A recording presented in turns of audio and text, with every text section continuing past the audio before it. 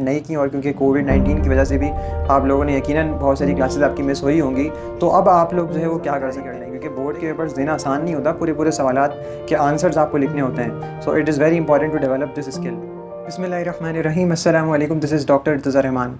सबसे पहले आप लोगों को मुझे ये बताना है कि आप में से कितने ऐसे स्टूडेंट्स हैं जो कि ये चाहते हैं और जिनकी अभी से ये नीयत है कि हम बोर्ड के जो पेपर्स हैं, जो हमारे एफएससी के, चाहे वो फर्स्ट ईयर के हों चाहे वो इंटर के हों, वो अपने पेपर्स बग़ैर चीटिंग के देंगे।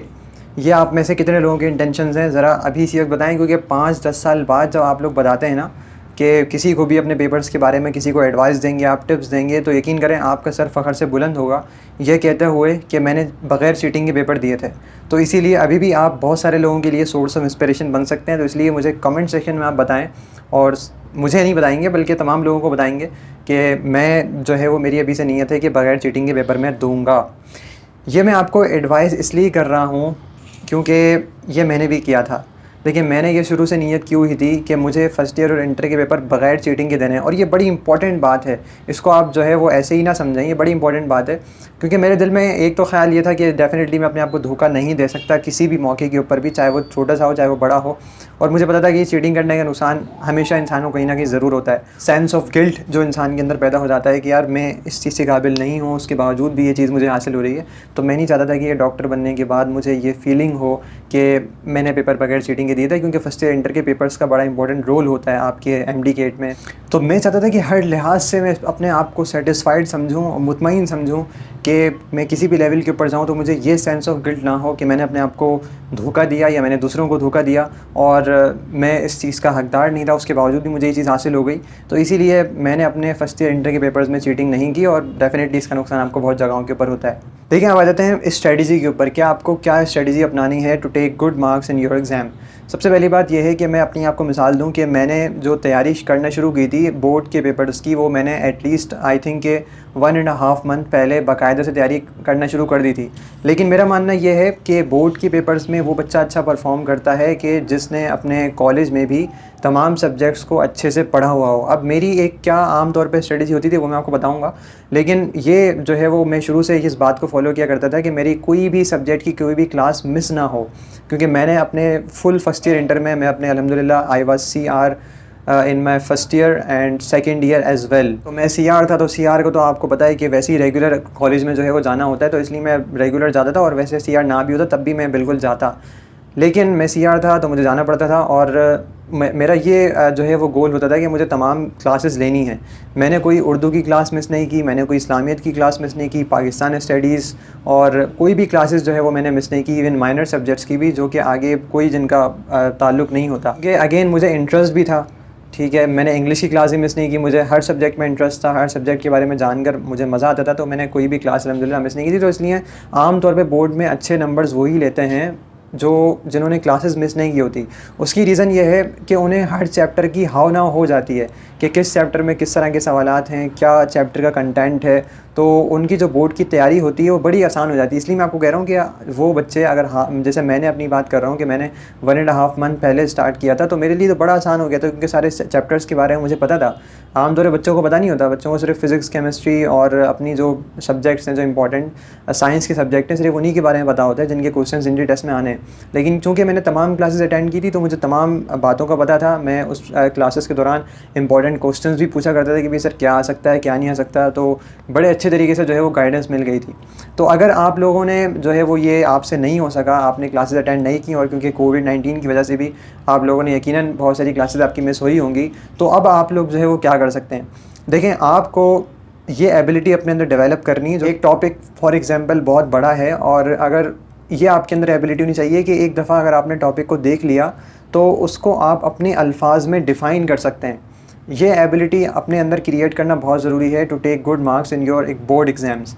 अगर ये आपके अंदर एबिलिटी नहीं है तो आप बहुत मुश्किल हो जाएगा आप लोगों के लिए पेपर्स की तैयारी करना। तो इसलिए पहला आपका फोकस ये होना चाहिए कि आप कुछ इस तरह से पढ़ाई करें, इस तरह से बोर्ड के एग्ज़ाम्स की स्ट्रेटजी बनाएं कि थोड़ा सा आप टॉपिक पढ़ लें तो उसको आप अपने अल्फाज में डिफ़ाइन कर सकें। और डेफ़िनेटली इसके लिए आपकी एक तो आपका जो उर्दू है, उर्दू आपकी अच्छी होनी चाहिए क्योंकि इस्लामियत और उर्दू के पेपर सॉल्व करने के लिए, और दूसरे पेपर्स के लिए आपकी इंग्लिश बहुत अच्छी होनी चाहिए। उम्मीद है आप ये स्किल को समझ गए होंगे और इस स्किल को आप आगे आने वाले दिनों में जब आप बोर्ड के पेपर्स की तैयारी करेंगे तो इन स्किल्स को आप अपने अंदर डेवलप करने की कोशिश करेंगे, वरना बहुत मुश्किल हो जाएगा आप लोगों के लिए अच्छे नंबर हासिल करना, चाहे आप बहुत ज़्यादा तैयारी कर लें, क्योंकि बोर्ड के पेपर्स देना आसान नहीं होता, पूरे सवालात के आंसर्स आपको लिखने होते हैं। So it is very important to develop this skill.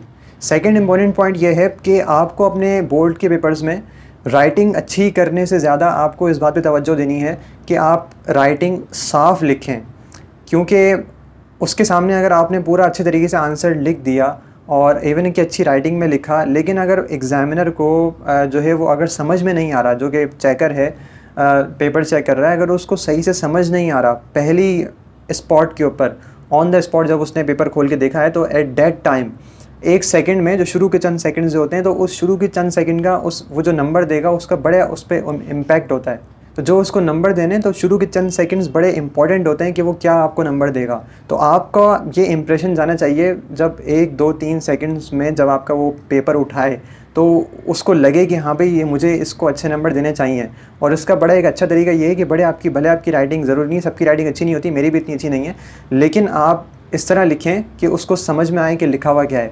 तो इसके लिए पहले तरीका तो ये है कि आप गैप देके डेफिनेटली लिखेंगे सफाई से। ये तो खैर बच्चों को बातें बताई जाती हैं किस तरह लिखना है, लेकिन एक बड़ी इंपॉर्टेंट बात यह है कि आप जब एक सवाल को ख़त्म करेंगे तो सवाल के शुरू में और सवाल के आखिर में ये पता चले कि कहाँ पर सवाल शुरू हो रहा है और कहाँ पर सवाल ख़त्म हो रहा है।